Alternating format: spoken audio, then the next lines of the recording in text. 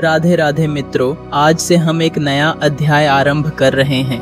एक ऐसा अध्याय जो आपको सतयुग की दिव्यता से लेकर कलयुग की विडंबनाओं तक की यात्रा पर ले जाएगा। इस यात्रा में हम शास्त्रों, कथाओं और इतिहास के माध्यम से युगों की गूढ़ता और गहराई को जानने का प्रयास करेंगे। एक समय था जब धरती पर केवल सत्य, धर्म और शांति का वास था। वो युग था सतयुग, जहाँ देवता स्वयं पृथ्वी पर विचरण करते थे और मनुष्य अपने कर्म से भगवान के समकक्ष होते थे। लेकिन समय चक्र चलता रहा। सतयुग से त्रेता युग, द्वापर से होते हुए अब हम आ पहुँचे हैं कलयुग में। एक ऐसा युग जहाँ सत्य दुर्लभ है और अधर्म सामान्य। आज से हम करेंगे एक ऐसी यात्रा जो न केवल युगों की कहानी बताएगी, बल्कि आपको हर युग की आत्मिक और रहस्यमय गहराई से भी परिचित कराएगी। क्या आपने कभी सोचा है कि वो समय कैसा रहा होगा जब धरती पर सिर्फ सत्य का शासन था, जब झूठ, पाप और द्वेष जैसी चीजें सिर्फ कल्पना में हुआ करती थीं?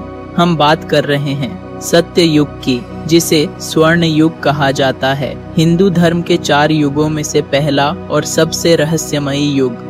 एक ऐसा युग जहां हंस को प्रतीक माना गया, वही हंस जो दूध और पानी को अलग कर सकता है। ठीक वैसे ही जैसे उस युग के लोग सत्य और असत्य में फर्क करना जानते थे। लेकिन क्या आप जानते हैं, सत्य युग की कुल अवधि 17-28 हजार मानव वर्ष थी और देवताओं के अनुसार 4-800 वर्ष।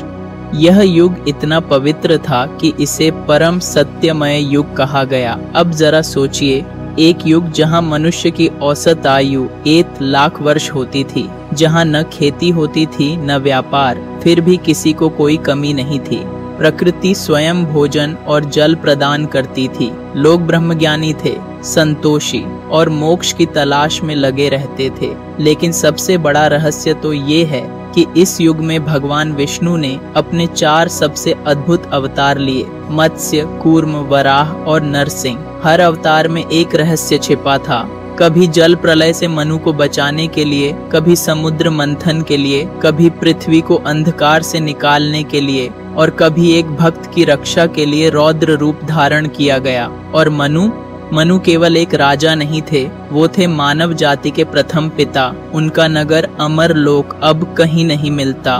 क्या वो जगह सचमुच मिट गई या छुपा दी गई? क्या आप जानते हैं, उस युग में धरती सिर्फ एक महाद्वीप नहीं थी, बल्कि 7 द्वीपों में बांटी थी, जिनमें से जम्बू द्वीप, जहां आज भारत है, सबसे पवित्र माना गया। और कुछ ऐसे स्थान थे जो आज की आंखों से ओझल हैं। श्वेत द्वीप, वेदवती वन और अमरलोक, ऐसे स्थल जहां स्वयं देवता भी दर्शन देने आते थे।